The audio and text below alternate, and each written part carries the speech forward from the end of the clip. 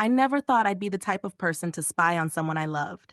But there I was, crouched behind my neighbor's fence at 2 in the morning, watching my best friend Emma through her bedroom window.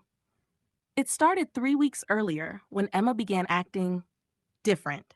We'd been inseparable since middle school, the kind of friends who shared everything, from crushes to family drama to our deepest fears. But suddenly she was distant, secretive, always checking her phone and smiling at messages she wouldn't let me see. At first, I told myself she was probably just dating someone new. Emma had always been private about guys until she was sure about them. But then came the lies. Small ones at first. She'd say she was sick when I knew she wasn't. Cancel our movie nights for family dinner when I could see her house was dark. The final straw came when I saw her Instagram story. She was at the coffee shop we always went to together, but with someone whose face was carefully cropped out of every photo. I felt like I was losing my mind.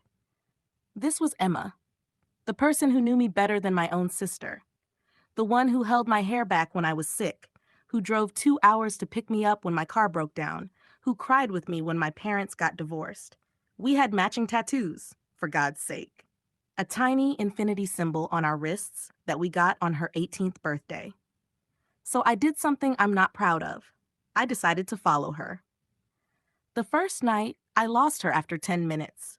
She was too good at checking her mirrors, taking random turns.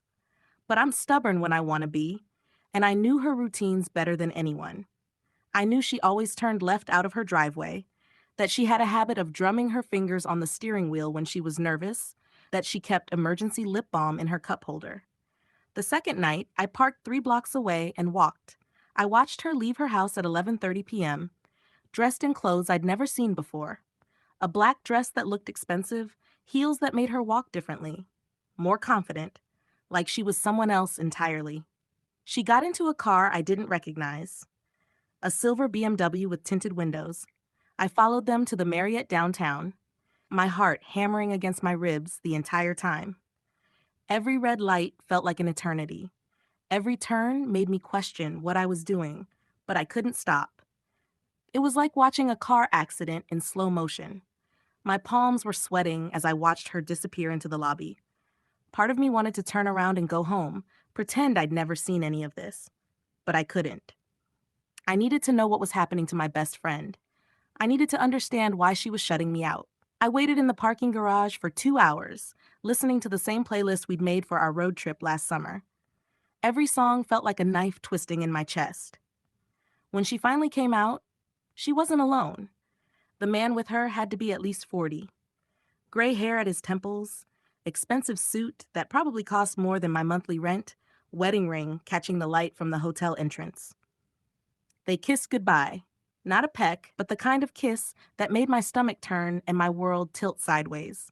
I drove home in a daze, my hands shaking so badly I had to pull over twice. This couldn't be what it looked like. There had to be an explanation. Maybe he was a family friend.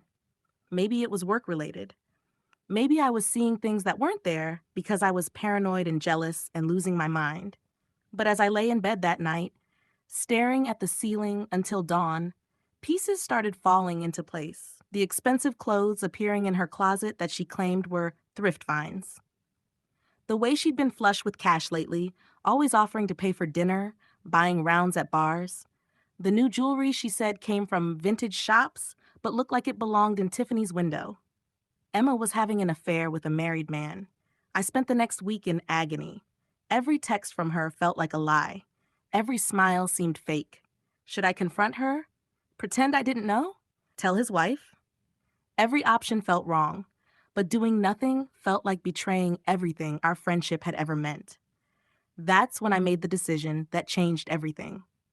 I was going to gather proof and force Emma to end it. I was going to save her from herself. I started taking photos, license plates, timestamps, anything that could prove what was happening. I told myself I was protecting her, that she was in over her head with someone who was obviously using her. Rich married men didn't leave their wives for 23-year-old college graduates. This would only end with Emma getting hurt. But the more I watched, the more confused I became. Because Emma didn't look like someone being manipulated. She didn't look like a naive girl being taken advantage of. She looked radiant, genuinely happy in a way I hadn't seen in years, maybe ever. She laughed at his jokes like they were the funniest things she'd ever heard. She held his hand like she meant it, looked at him the way people look at someone they're falling in love with, and he looked at her the same way. I watched them have dinner at restaurants I couldn't afford, saw him open car doors for her, noticed how he listened when she talked. Really listened, not just waiting for his turn to speak. Whatever this was, it wasn't just physical. There were feelings involved, real ones. That realization hit me like a truck, and that's when I understood something that made me sick to my stomach, something that changed how I saw everything I'd been doing. I wasn't spying on Emma to protect her. I wasn't following her because I was worried about her making a mistake.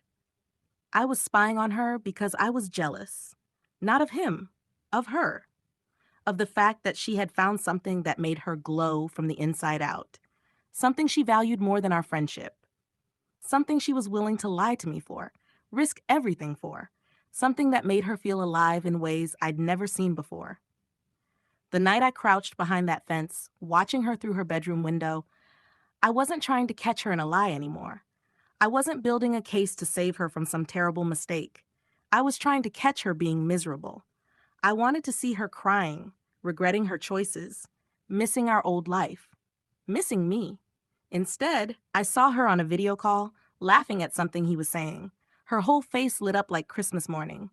She was wearing one of my old hoodies, the gray one she'd borrowed months ago and never returned, but she'd never looked more beautiful.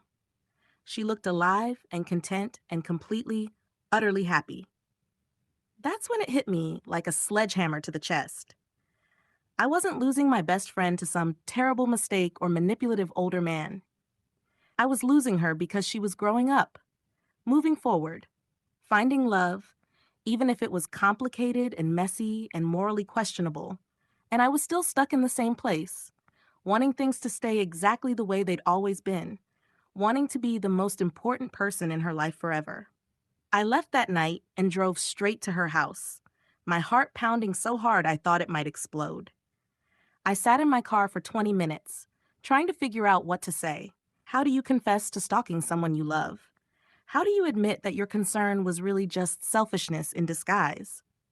Finally, I just knocked. When Emma opened the door, she looked surprised, then guilty, then resigned all at once, like she'd been expecting this moment but hoping it would never come. I know, I said before she could speak. The color drained from her face. Know what? About him, about the hotels, about everything. She stepped aside and let me in, and we sat on her couch, the same couch where we'd spent countless nights watching terrible movies and eating too much ice cream, and talked until sunrise. She told me everything. How they met at a conference where she was working as an intern. How it started with coffee, then dinner, then long conversations that stretched into the night. How she knew it was wrong, but couldn't help herself. I was scared you'd judge me, she admitted, tears streaming down her face. I was scared you'd think I was a terrible person. The old me would have. The old me would have lectured her about morals and consequences and how she was better than this. The old me would have made it about right and wrong instead of about love and longing and the messy complications of being human. But sitting there, looking at my best friend, really looking at her for the first time in weeks, I realized something important. Love isn't always neat and tidy. It doesn't always follow the rules we think it should. It doesn't always make sense from the outside. And friendship means accepting the people we care about, even when they make choices we don't understand, even when those choices scare us. I couldn't promise her I approved of what she was doing. I couldn't promise it wouldn't end badly, because it probably would. But I could promise her that our friendship was stronger than my need to control her life. We're still friends today, 3 years later.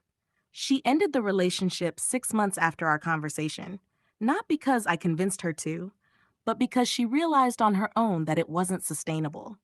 She needed something she could build a real future on, something that didn't require hiding and lying and sneaking around. The hardest lesson I learned wasn't about Emma's choices, or the complexity of love, or the moral ambiguity of affairs. It was about my own need to possess the people I care about the difference between loving someone and trying to control them, about how the people we love will sometimes walk paths we can't follow, and that's okay. That's part of growing up. Sometimes the most loving thing you can do is simply witness someone's journey, even when you can't understand their destination, even when it scares you to watch them go.